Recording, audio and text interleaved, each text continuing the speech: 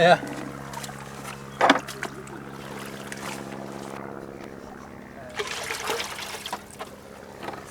Much.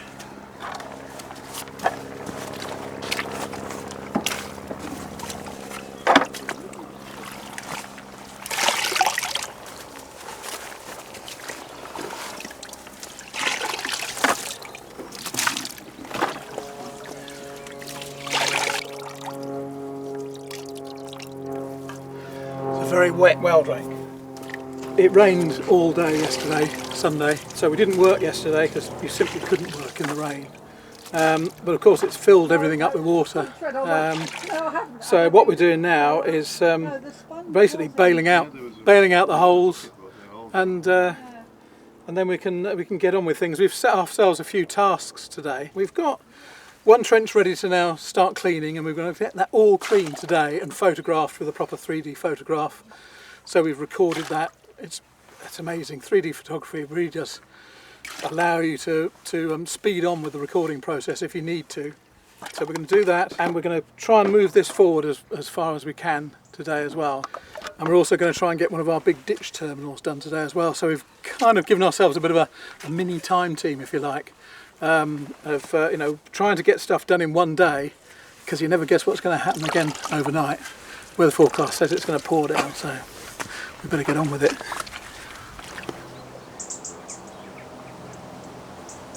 This trench has been opened up to investigate two parallel ditches, enclosure ditches. Unfortunately, overnight there's been an awful lot of rain, which we've had to bail out, and that's spread a lot of mud over the surface. So this operation is to clean a nice surface back so we can see the features actually in the trench. But the main feature is just beginning to come through there, very dark soil, and it's running in this sort of direction. And then the next one is over there, which you can just see appearing through the murk. So gradually we're working our way back, and we'll be able to define where the edges of the ditch actually are in the ground, and then we'll be able to record that, and that will probably be that for this trench. We've done what, 6 foot of it? Yeah. Do we need to go down further, or are we? I don't want to go down any further than that. No, that's fine depth-wise. It's showing. Is my side okay? Because I know it's like a lot less red than the other side. I don't know if that. Yeah, just not no, I quite think deep you're enough. fine. I think you're all right. Because you'll find that you're just starting to hit the feature itself now. Okay. That little black corner, I think, is it. Okay. So we've got either a gully. It doesn't look very curvy, does it? So I don't know if it's it might. So that might be a roundhouse gully, or it might be just a drainage gully. Yeah. At this end of this section, we've got the continuation of the ring ditch, and it was cut by another feature that you can see running in that sort of direction.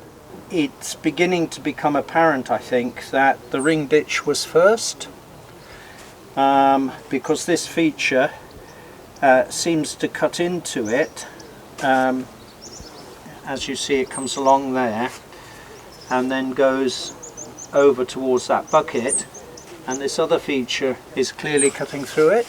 When we get all this cleaned up and all the loose and the rest of the ditch fill, we should see it hopefully in this section, and that will give us a very clear idea of the sequence of events. And more or less under that big puddle there were some other features appearing, but I think that there won't be time to look at those. Has there been anything apart from pottery on this dig? There's been a bit of bone has come out, some burned bone, mainly pottery. It's strange because a couple of days ago I was pulling out huge trays of it, and today I've got one little piece about the size of your thumbnail. That's how it goes, I think. But on my very first dig, on the very first day, I pulled out an Iron Age silver coin. Absolutely magic, you know. And after that, various bits and pieces. I keep living in hope that one day I'm going to dig up this big pot of gold. It hasn't happened yet. It's what keeps you going, really, when you're sort of down here grubbing in this muck.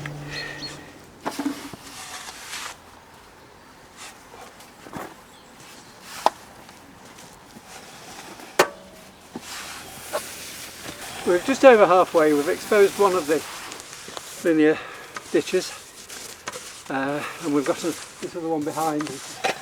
Not quite as much, but you can clearly see the line of the ditch now that we've cleaned the surface, which is basically what we're aiming for.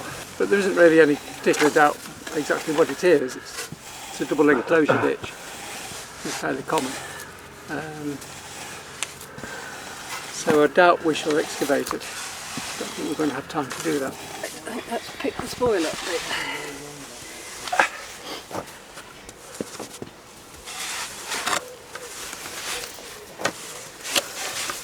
But there's still plenty of opportunities to dig as volunteers. No, there aren't. No, you have to rely on community digs largely. Because of course professional digs, they need to be done in a timely manner.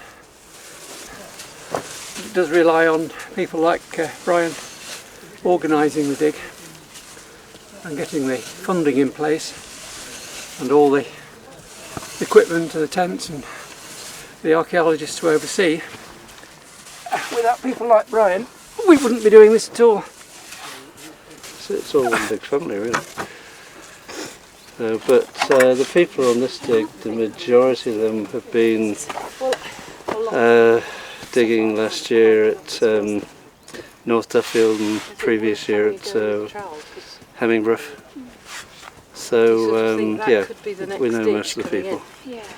And the lead archaeologists are the same team anyway, so yeah, it's a nice community social occasion as well as pursuing your interest. We have this massive ditch terminal and we're trying to clean up the sides so that we can record it. We had a lot of rain last night and yesterday, and yeah, we have to get this done quickly because otherwise the sides are going to collapse some more. So you're not going any deeper? Oh, we've got to the base already. Yeah, we just left a bit of bulk on the sides to protect against it collapsing with the water. The aim is just today to clean it quickly and get a 3D model, and then we can draw all the sections from the 3D model, record it like that. But we don't want to spend any more time in here than we have to. Just now we've got a few more pieces of pot out of the darker material. I don't know if you can see, there's a lighter sandy band coming round in an arc there with some darker material below it, and we've got a few pieces of pot come out of that. Some nice rim shirts. And then that's it for Trench 4, you think? Some stuff down there that we want to get to. It depends on the weather later in the week. If we've got good weather, then we can get a lot done down there. Yeah, before we finish on Sunday. I hope.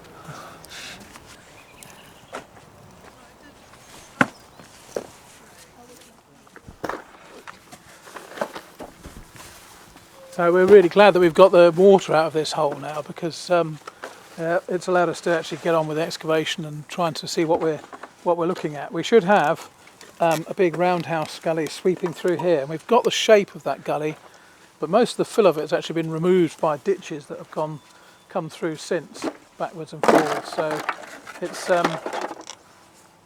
great just to be able to get in there and actually start to find some material again. You go back about. Yeah, I just tried to get to that. So we'll kind of, if we just crack on back and then we'll decide whether or not we think we need to come back and trowel it, or whether we can just use it as it is.